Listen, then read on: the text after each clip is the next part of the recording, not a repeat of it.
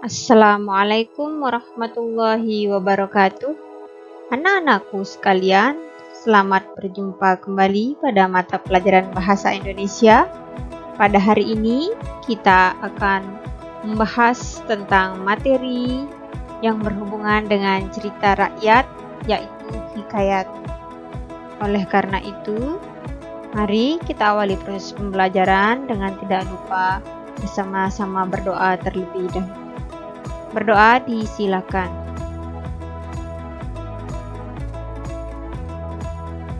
Anak-anakku sekalian, untuk materi hikayat yang kita bahas pada hari ini, KD-nya yaitu mengidentifikasi nilai-nilai dan isi yang terkandung di dalam cerita rakyat atau hikayat, baik lisan maupun tulis.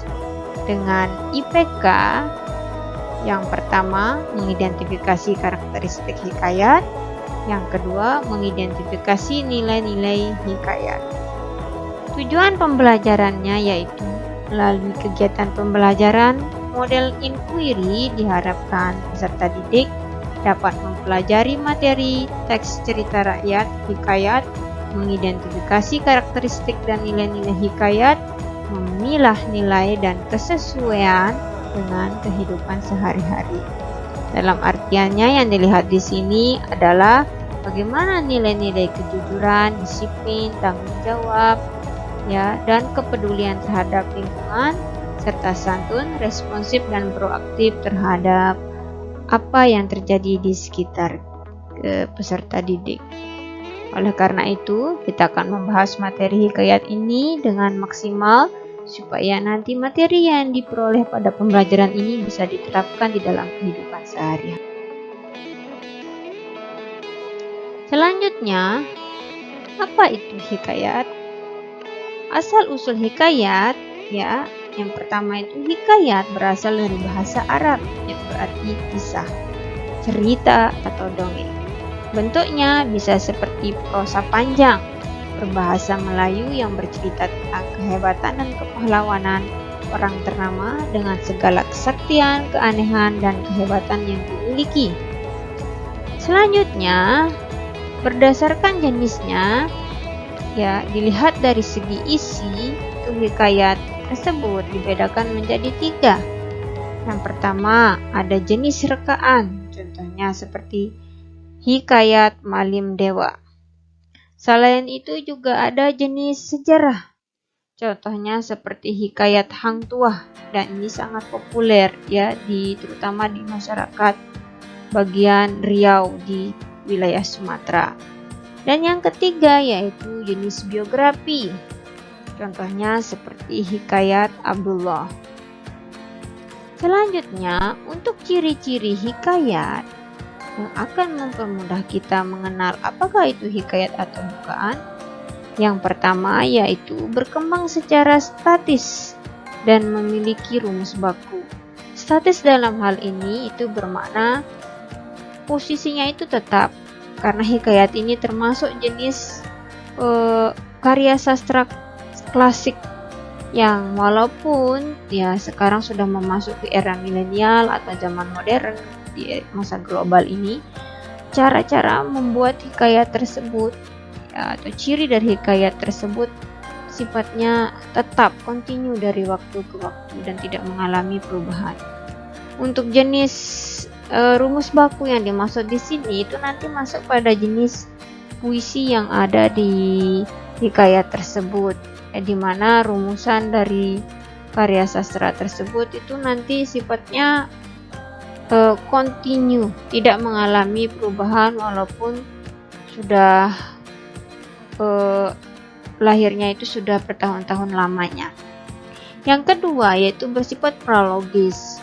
Prologis dalam hal ini itu memiliki makna logika yang dimiliki oleh hikayat tersebut itu memiliki sifat tersendiri. Tidak sama halnya dengan cerpen ataupun bentuk-bentuk dari karya sastra lainnya.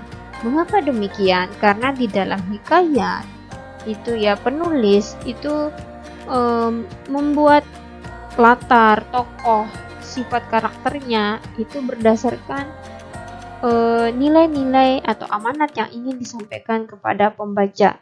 Oleh karena itu terkadang ya muncul hal-hal ya berupa kejadian-kejadian atau peristiwa yang bersifat fantastis ya. Dan itu hanya ada di dalam pikiran seseorang sekarang, atau secara logika itu terkadang tidak berterima. Misalnya seperti seorang raja yang dikisahkan lahir dengan sebilah pedang ya, kelahirannya disertai dengan busur, panah dan lain sejenisnya. Dan itu memang sifat dari hikayat. Selanjutnya yang ketiga yaitu hal yang dikisahkan berupa dewa-dewa, pahlawan atau tokoh-tokoh mulia lainnya. Nah, untuk hal ini sudah jelas sekali ya. Di dalam hikayat tersebut itu memang tokoh-tokoh yang ada itu sifatnya rekaan murni ya. Walaupun nanti ya memiliki hubungan dengan apa yang terjadi di sekitar kita, namun itu betul-betul merupakan imajinasi dari penulis yang membuat hikayat tersebut. Oleh karena itu untuk hikayat ini memang hampir mirip dengan epos sebenarnya ya, dimana di dalam epos itu memang fokus bercerita tentang dewa-dewa. Oleh karena itu ada sebagian hikayat yang terkenal itu berasal dari India dan Arab. Yang keempat disampaikan secara lisan ya. Kalau dulu itu ada istilah folklore ya, sehingga nanti sifat dari penulisannya itu anonim, tidak diketahui siapa sebenarnya sumber utama dari hikayat tersebut karena disampaikan dari mulut ke mulut, sama halnya seperti dongeng Timun Emas ya, atau mungkin dongeng sejenisnya ya, yang pada dasarnya itu tidak memiliki sumber yang jelas atau pengarangnya tidak diketahui. Istilah lainnya itu anonim. Yang keenam adalah bersifat istana sentris ya. Hikayat untuk latarnya itu memang di seputar kerajaan ya, atau peristiwa-peristiwa yang disampaikan itu adalah peristiwa yang terjadi di sekitar atau ada di sekeliling raja ya, permaisurinya, anak-anak raja tersebut, bagaimana orang-orang yang panglimanya, orang-orang yang berjuang di sekitar raja atau istana tersebut. Oleh karena itu memang sifat hikayat tersebut cirinya salah satunya adalah bersifat istana sentris. Yang ketujuh, untuk nama tokoh yang digunakan di dalam hikayat tersebut pada dasarnya itu nanti menunjukkan asal usul dari cerita tersebut. Misalnya seperti tokoh Hang Tuah ya, otomatis istilah Hang itu hanya digunakan di daerah Sumatera, tepatnya di bagian Riau ya, yang dimana masyarakatnya itu sebagian besar ini adalah masyarakat Melayu Riau. Sehingga dari kata nama Hang itu saja kita sudah bisa memahami bahwa itu berasal dari wilayah Sumatera. Selanjutnya yang kedelapan dipengaruhi oleh faktor-faktor ekstrinsik. Faktor ekstrinsik yang dimaksud di sini misalnya seperti faktor sosial, budaya, agama, ya, pendidikan, dan lain sejenisnya. Untuk hal ini faktor ekstrinsiknya hampir sama dengan karya sastra yang lainnya. Dan yang 9 yaitu alur cerita sifatnya berbingkai. Alur cerita berbingkai yang dimaksud di sini yaitu ketika ada tokoh yang diceritakan di dalam hikayat tersebut, nah pada dasarnya nanti akan ada lagi cerita. Jadi istilah lainnya itu sama seperti cerita di dalam cerita. Misalnya nanti yang diceritakan itu tentang Hang Tuah misalnya, akan tetapi di dalam Hang Tuah itu ternyata ada tokoh lain yang dimasukkan. Contohnya seperti nabi-nabi yang ada yang dijadikan teladan di sana diceritakan juga, sehingga itu terdapat dua alur yang ada di dalam cerita tersebut. Itulah yang dikenal dengan istilah alur cerita berbingkai. Untuk ciri-ciri hikayat, Ibu rasa cukup 9, nanti selebihnya itu bisa dibaca di dalam LKS ataupun buku paket serta referensi lainnya yang ada di internet ataupun sumber-sumber yang lain. Selanjutnya untuk unsur-unsur hikayat, ya unsur yang pertama itu adalah tentunya harus ada tokoh. Tokoh dalam hal ini itu hampir sama dengan tokoh-tokoh yang dijumpai di dalam karya sastra yang lainnya. Selanjutnya yang kedua itu latar. Untuk latar juga ibu rasa sudah tidak ada masalah ya. Tadi sudah disampaikan juga di bagian ciri di mana latar di dalam hikayat itu sifatnya istana sentris. Terus yang ketiga itu temanya ini sudah secara jelas juga tergambar di bagian ciri dari hikayat tersebut. Temanya itu sudah jelas ya, siapa tokohnya yang diceritakan di dalam hikayat secara umum itu tadi juga sudah ibu sampaikan, jadi tidak perlu terlalu dibahas secara detail. Untuk motif, nah untuk motif ini ya pada dasarnya itu nanti akan berhubungan dengan untuk apa tokoh itu ada, peristiwa-peristiwa itu ada, alur itu disampaikan secara misalnya maju atau mundur, tentunya itu tergantung dari motif tokoh karakter yang ada di dalam hikayat tersebut. Misalnya nanti ada motif dendam, ya motif cinta, ya atau motif sakit hati dan lain sebagainya. Itu nanti bisa menjadi salah satu hal yang menonjol di dalam hikayat tersebut. Dan nanti tentunya itu akan berpengaruh kepada alur dan karakter tokohnya. Yang kelima adalah nilai. Nah, untuk nilai ini itu hampir sama seperti apa yang Ibu sampaikan tadi. Secara umum itu hikayat memang mengandung unsur nilai-nilai kehidupan seperti nilai agama, nilai sosial, nilai budaya, moral, pendidikan, dan lain sejenisnya.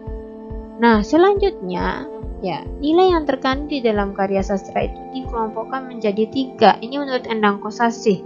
Nah, ini sama, memiliki korelasi dengan apa yang disampaikan sebelumnya dan diulang kembali di sini. Mungkin di dalam LKS atau referensi yang lainnya itu nanti akan ada tambahan beberapa nilainya, tapi ini secara umum ya. Yang pertama adalah nilai agama, yaitu nilai yang didasari pada ajaran agama.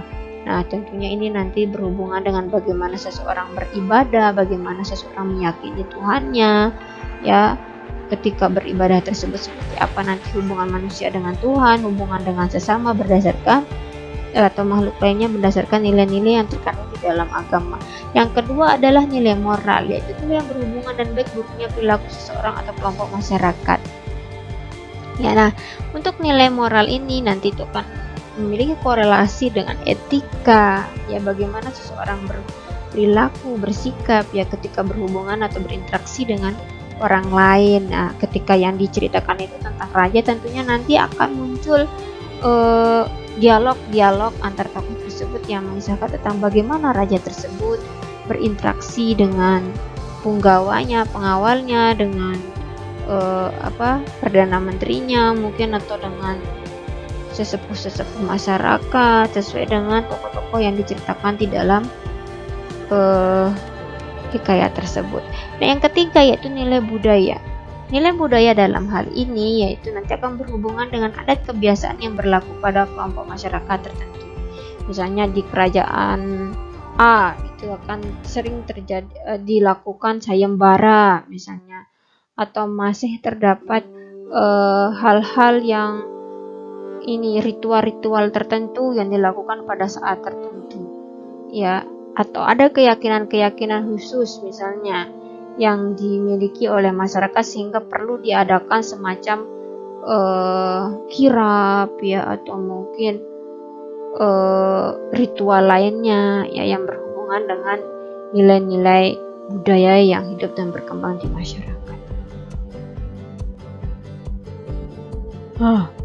Selanjutnya coba diperhatikan ya, ini contoh salah satu hikayat Patani ya. Selain tadi mungkin untuk contoh yang ibu putarkan ya di dalam video itu tidak terlalu relevan. Oleh karena itu nanti untuk mengasah pemahaman kalian itu silahkan diperhatikan kutipan dari hikayat Patani yang ibu sampaikan di sini ya, karena ini hikayatnya cukup panjang.